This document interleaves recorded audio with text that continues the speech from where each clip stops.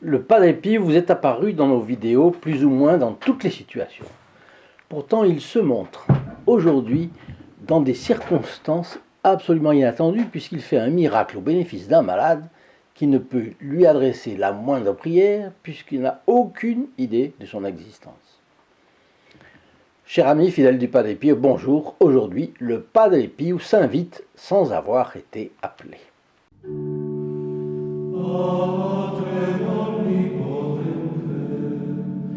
Une fin d'après-midi, dans le train reliant Bologne à Rome, le journaliste John McCaffrey discute avec un jeune homme assis en face de lui. Il nous a laissé ce récit de la conversation.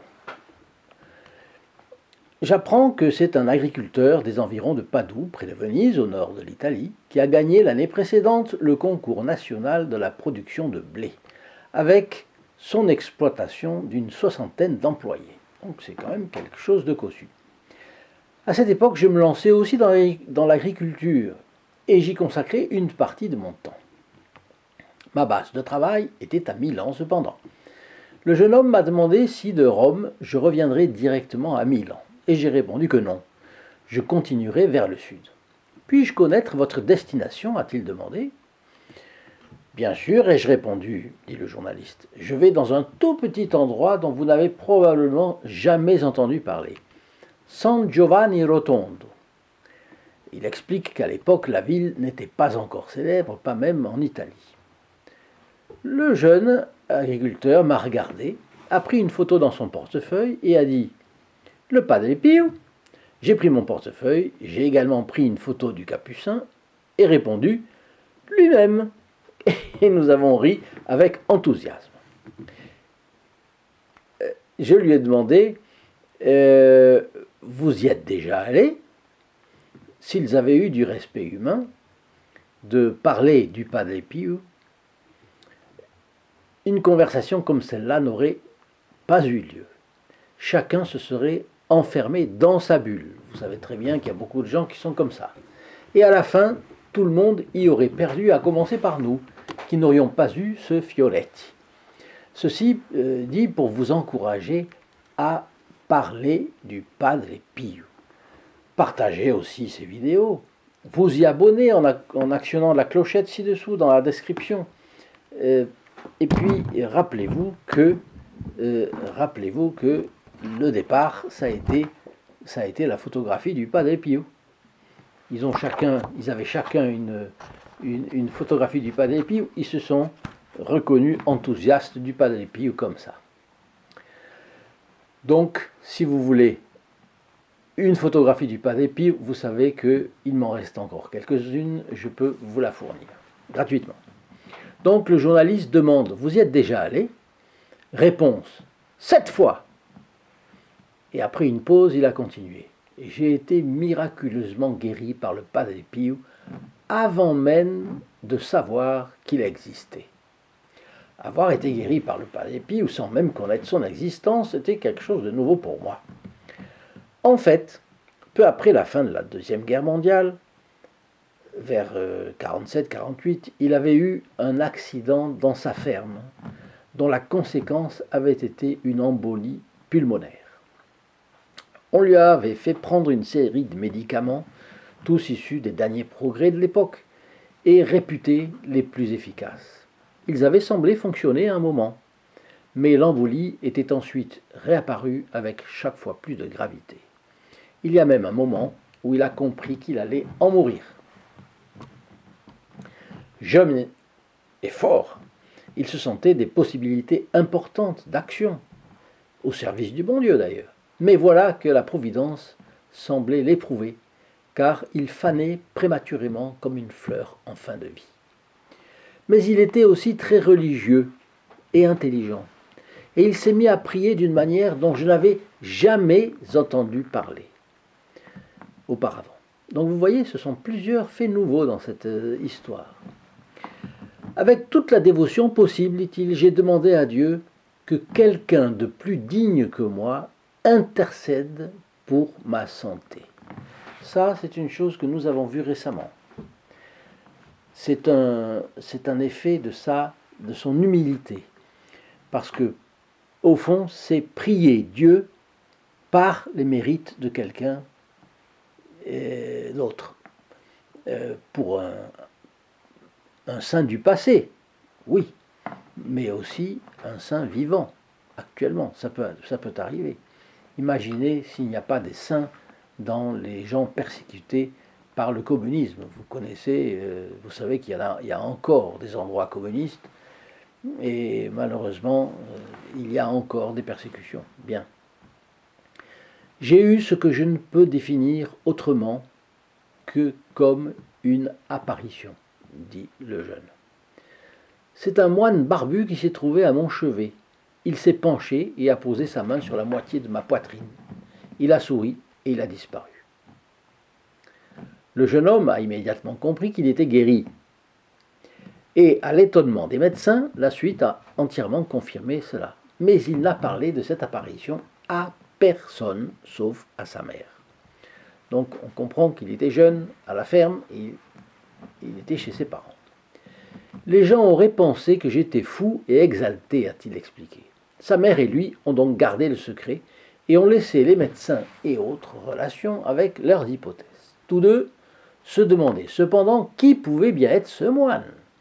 Et ils en ont conclu, assez naturellement, qu'il devait s'agir d'un saint du passé. Plusieurs mois se sont écoulés quand un matin, le jeune miraculé se rend à Padoue pour affaires. Donc il avait une ferme, comme vous avez vu, dans les environs de Padoue. Il va à Padoue pour affaires. Et l'homme avec lequel il est en relation l'invite à déjeuner chez lui. Aussitôt entré, j'ai été stupéfait, dit mon interlocuteur, car il y avait au mur non pas un tableau, mais une photographie. Une photographie, donc un portrait récent du moine que j'avais vu. Et qui m'avait guéri. Vous voyez une fois de plus l'importance de mettre chez soi une photographie du Padre Pio. Vous savez que si vous ne l'avez pas encore, vous pouvez vous la procurer gratuitement en me la demandant. Vous téléphonez au 08 05 36 08 47 aux heures de bureau, 8h30, midi 30 et 13h30, 19h, et le samedi de 9h à midi. Il nous en reste quelques exemplaires que nous réservons à ceux qui n'en ont pas encore eu.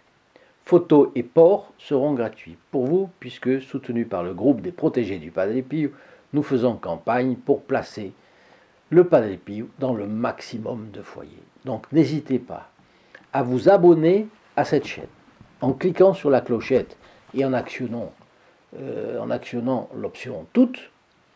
Et comme ça, vous ne raterez plus les fiolettes du Padre Pio. Deuxièmement, vous avez ce petit livre qui est le recueil de prières du Padre Pio et cette photographie pour ceux qui ne l'ont pas encore. D'ailleurs, pareil pour le livret, il ne faut pas en avoir plusieurs parce qu'on n'en aura pas pour tout le monde. Et vous téléphonez au numéro que je vous ai donné, il y a 20 secondes. Notre agriculteur miraculé demande alors tout de suite au propriétaire de la maison qui est ce frère avec la barbe, et la réponse et la description du Padre Pio, entendue au cours du déjeuner, font que le jeune homme, dynamique comme il est, prend le soir même le train pour Foggia. Quand on reçoit une grâce, il faut la saisir. Vous savez qu'on dit toujours il faut battre le fer tant qu'il est chaud. Mais vous allez voir qu'il va être récompensé. Donc il arrive le lendemain matin vers 4h, passablement étourdi par ce voyage improvisé, qui est aussi un saut dans l'inconnu, il faut le reconnaître, et il trouve un taxi à la gare. Il arrive à la petite église de San Giovanni Rotondo, juste à temps pour entendre la messe du Padre Pio à 5h du matin. Quand le padre est monté à l'hôtel, continue-t-il, je n'ai plus eu un seul doute. J'avais la certitude absolue que c'était bien le frère qui m'était apparu en réponse à ma prière. C'était au milieu de l'hiver. Il y avait peu de monde à San Giovanni Rotondo, contrairement au reste de l'année. Et au lieu d'attendre plusieurs jours, ce qui est le moyen le plus sûr de pouvoir parler au Padre Pio, par la confession, j'ai pu me confesser le jour même. Et ici, dans le train, me dit mon compagnon, je peux vous assurer que je revis encore toute l'émotion de ce moment-là. Le Padre Pio m'a béni. Et je me suis confessé. À la fin, le Padre Pio m'a demandé de la voix la plus naturelle du monde. Donc, il a reconnu le garçon. Alors maintenant, parlez-nous de vos poumons. Comment vont-ils? Merci, Padre. Ils sont parfaits. Le Padre Pio. Ont-ils été examinés au rayon X? Oui, mon père. Bien, répond le Padre Pio. Dieu merci, et que Dieu vous bénisse. Et dans ces conditions, cela, c'est ce que le jeune dit au journaliste, cela vous surprend-il toujours que je continue à me rendre à San Giovanni Rotondo et que je frémisse encore à l'idée de raconter ces faits extraordinaires. Alors l'agriculteur malade, puis miraculé, puis plein de gratitude pour le Padre Pio, a même gagné l'année qui a précédé le récit du journaliste, le concours national de la production de blé. Nous disions cela au début. Qu'est-ce que ça vous évoque pour vous? Vous pourriez me l'indiquer dans vos commentaires, c'est intéressant. Pour moi, c'est un symbole. Je ne dis pas un miracle, ni un fait extraordinaire, mais un symbole. Symbole de quoi? Eh bien, discutons-en, donnez-moi vos commentaires, et puis on en parlera la prochaine fois. Au revoir, à bientôt. Attendez, prière, je vous mets la prière au saint patron de chacun. Glorieux saint dont je me glorifie de porter le nom, protégez-moi, car le ciel m'a donné en vous un protecteur particulier. Priez pour moi afin que je puisse servir Dieu comme vous l'avez servi sur terre et le glorifier avec vous dans l'éternelle béatitude, ainsi soit-il.